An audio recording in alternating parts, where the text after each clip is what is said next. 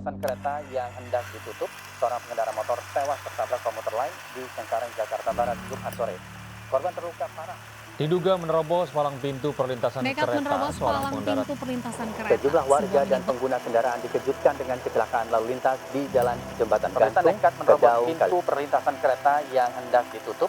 Seorang pengendara motor tewas tertabrak komuter lain di Cengkareng, Jakarta Barat. Saksi mata mengatakan korban nekat menerobos perlintasan rel kereta yang hendak ditutup.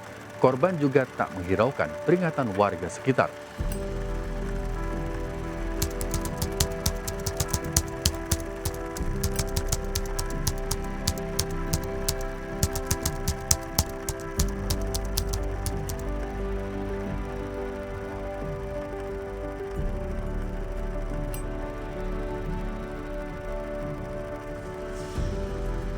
Pekerjaan seperti ini tak masuk logika di zaman modern. Tapi di kampung ini, dia adalah palang pintu yang paling dipercaya. Setiap pagi sebelum matahari datang, ia sudah bersiap. Bukan karena gaji, tapi karena rasa peduli. Di bawah panas, hujan, dan debu jalanan, ia berdiri di perbatasan hidup dan bahaya. Terkadang ia hanya duduk diam di pos penjaga, ditemani kopi dan angin pagi. Tapi saat suara rel bergemuruh, dia bangkit, seperti alarm yang tak pernah rusak. Sebuah potret kecil dari negeri yang besar, dalam film dokumenter The Last Warning Between Life and Death.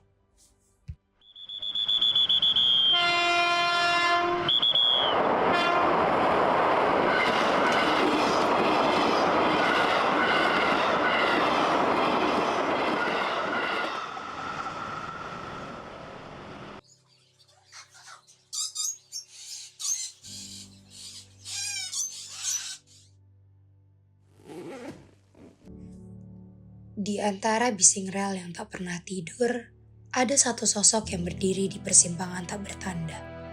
Bukan petugas resmi, tak berseragam, tak berpintu, tapi setiap pagi dan sore, ia menjadi tembok terakhir antara nyawa dan bahaya.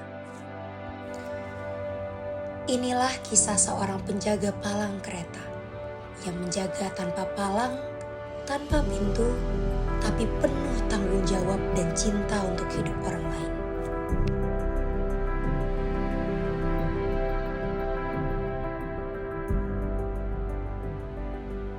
Nama gue Niko ya. Gue lahir di sini, umur gue 42 tahun. Gue bekerja sebagai relawan palang pintu kereta. Kurang lebih 5 tahunan. Dari jam 9 sampai jam 11 pagi. Ya setelah itu ya udah saya di rumah. Karena di sini emang udah ada jam-jamnya dan anak-anak sini pun mereka udah tahu lah. Oh jam ini si A, oh jam ini si B. Kan 2 jam shiftnya kan. Jadi nggak ada bentrok-bentrok. Sangat perlu banget ini. Emang ini kita namanya jiwa relawan ya. Jadi gimana? Hati kita lah tersentuh lah ya kan untuk ya kan yang namanya kita menyelamatkan manusia nih yang banyak lewat di sini kan. Ada ya seperti itu. Namanya mungkin tak tertulis di kantor stasiun, tapi langkahnya adalah pengingat bahwa tak semua penjaga butuh pangkat. Ia tak digaji, tak diminta, tapi hadir karena rasa bukan perintah.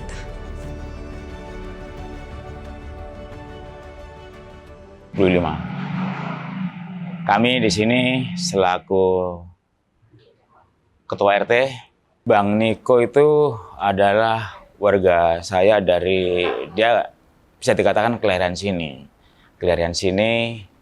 dan memang kita sering ya kita koordinasi sama dia itu, harapannya sama dengan kayak kami pengurus RT di sini, kita harus berjiwa relawan. Bang Niko juga ada sosialnya, juga Bang Niko juga ada pemasukan buat keluarga. Karena kali memang yang dari Bang Niko dapat itu kan juga bisa buat kehidupan di keluarga kan, saya bilang itu kan. Ya mohon bila menajaga, pokoknya tidak ada sedikit pun maksa, bila mana dia ngasih ya kita terima, nggak ngasih ya biarin aja, mungkin dia nggak punya duit, saya bilang gitu.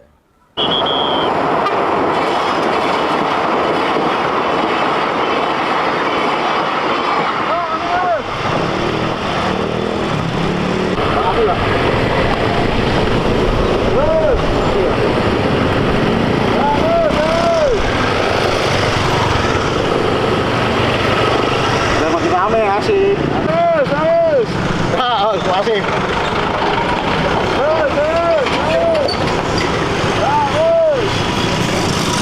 Ya sedikit banyaknya seperti itulah, dibilang kita makanya itu relawan tanpa jasa.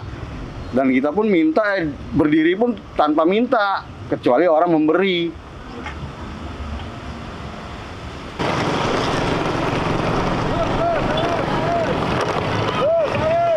Pak, makasih Pak. Banyak, tantangannya ya satu ya kan. Kita ya kan merasa was-was aja kalau ada pengguna jalan robos. Terus ya kan, ya dibilang banyak yang ngeyel lah kalau untuk pengguna jalannya ya kan. Dibilang berhenti ada kereta, tetap dia ya kan jalan. Itulah yang kadang-kadang tantangan kita di situ. Nah, paling kita hanya untuk bicara dengan secara lisan aja kita omelin. Itu juga kadang-kadang dia kagak terima, berhenti. Entah ada yang mau ngajakin berantem lah, apalah. Kadang-kadang manusia kan beda-beda. Sering terjadi, yaitu akibat para pengguna itu menerobos. Maka itu hampir sering terjadi seperti itu. Kadang-kadang ngeyel, mobil diberhentiin dengan alasan dia bilang katanya nggak ngeliat ada yang berhentiin. Padahal kita udah stop, priwitin, aba-aba udah semua ada lah ya kan. Temen pengguna jalan kadang-kadang memainkan handphone di dalam mobil. Kita berhentiin, dia tidak melihat. Begitu kejadiannya. Nah ada motor. Mungkin ya kan dia ya kan lagi mabuk atau gimana nggak ngerti lah ya kan. Kita berhentiin tetap jalan, padahal kereta udah dekat, jarak 2 meteran. Oh, udah akhirnya ketabrak, keseret sampai sana.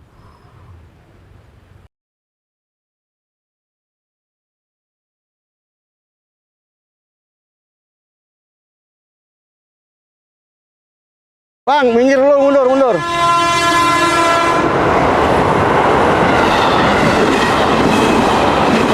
Wah. Justru dia ya kan harus memperhatikan kita, karena kan semua kan tergantung dari kita, Bang. Karena di sini nggak ada yang namanya alarm bunyi ataupun kereta klakson gitu, nggak ada. Itu pengguna jalan harus ngeliat dari kita. Kalau kita bilang maju ya suruh maju. Itu makanya itu yang sering terjadi kecelakaan kalau yang pengendara nggak ngeliat kita udah stop ya kan, dia nggak ngeliatin, malah dia nerobos. Pernah ada, mungkin ya itu yang saya bilang tadi ya kan, mungkin dia merasa terburu-buru, entah apa ya kan, kita berhentiin dia tetap merobot, kita teriakin ya kan, dia berhenti ngelawan, mau ajak berantem lah seperti itulah kan, cuman kita nggak pernah lah untuk berantem seperti itu, pasti kita disalahin, karena kan orang berpikiran negatif lah tentang berdiri di parkiran seperti ini, dibilang tak preman lah apalah ya, padahal kita relawan di sini.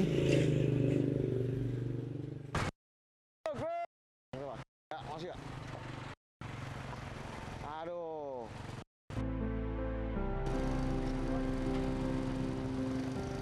Ya, beres. Coba, masih ya.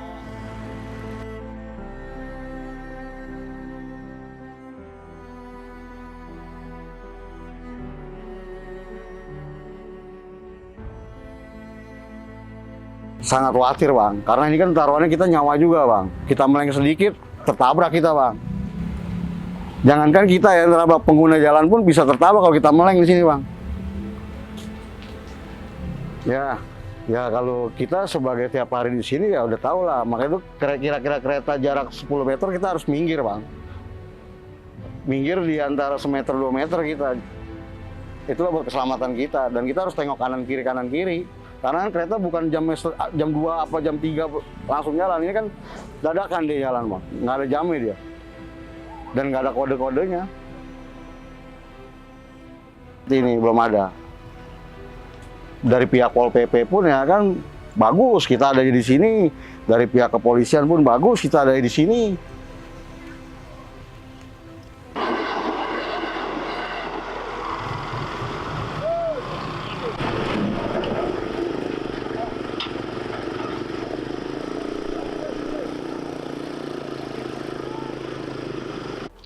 Ada sih sedikit ya. Kalau pas pernah ada kejadian kayak kereta ketabrak mobil atau apa, itu yang bikin khawatir sih. Kalau untuk keselamatan sih ya dari dirinya sendiri, maksudnya kita paling berdoa doang. Kalau untuk minta dari PT-nya kan nggak bisa ya Bang ya, karena kan ini kan secara ini kan kayak bukan dari PT, jadi kayak dari warga aja. Baik sih, baik, royal, sama keluarga sayang, apalagi sama anak-anak ya maksudnya. Dia nggak pernah kemana-mana, kalau ada kerjaan doang di luar itu pun paling nelpon ke rumah, sering nelpon sih. Ya pernah ada sih kayak gitu, kayak kan pendapatan harian kan kayak nggak nentu juga ya, namanya dikasih ya Bang. Kayak kita nggak pernah matokin segini-segini, ya kita syukurin aja mending cukup. Itu yang kita takutin itu tuh, kalau seandainya jadi pasang palang pintu itu, jadi gimana ya, yang biasa parkir kan jadi nggak ada kerjaan lagi ya, nggak ada pendapatan, nggak ada penghasilan, jadi gimana loh. Sedangkan dari PT KAI nggak mau tahu, karena kita kan relawan. Bang, minggir dulu, mundur.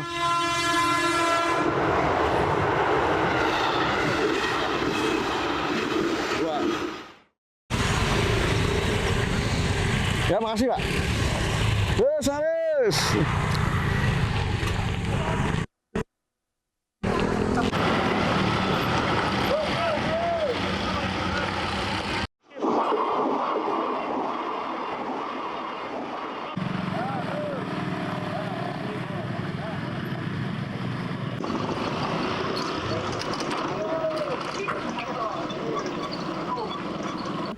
Aku kebantu sih, soalnya kan palangnya mati.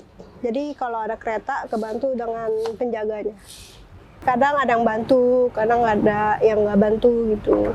Soalnya tanjakannya terlalu ke atas banget gitu. Nah ini berfungsi lagi. Jadi kalau tiba-tiba nggak dengar, terus tiba-tiba kereta lewat, kita nggak ada yang tahu kan. Mungkin itu semua karakter manusia masing-masing sih Bang, kayak gitu Bang. Walaupun ada penjaganya aja pada ngeyel ya kan, apalagi nggak ada penjaganya ya kan. Ya nggak tahu lah kejadiannya kayak gimana kalau nggak ada penjaganya di sini. Coba hitungan 5 menit aja nggak ada yang jaga aja. Banyak korban pasti ini Bang. Harapan saya satu ya kan, untuk pengguna jalan selalulah mengerti dengan keadaan yang jaga. Satu, selalu bisa menghargai yang jaga. Dua ya kan, dari PT KAI itu ya kan, PT KAI itu harus sering-sering lah ya kan peduli dengan relawan seperti ini. Kan jarang kan seperti ini kan. Ini kan perlintasan liar. Harus peduli.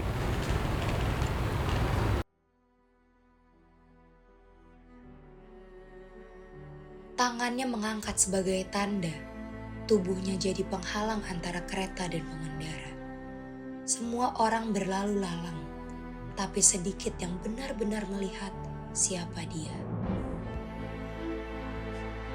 Ia tak minta dipuji, ia tak berharap dikenang, tapi kisahnya adalah pengingat bahwa pahlawan kadang tidak butuh panggung, cukup tempat kecil di ujung rel. Waktu mungkin akan memudarkan tenaganya. Suatu hari nanti, ia tak akan lagi berdiri di sudut jalan ini. Tapi kenangan akan tiap lambaian tangannya akan tinggal di ingatan mereka yang pernah selamat karena dia.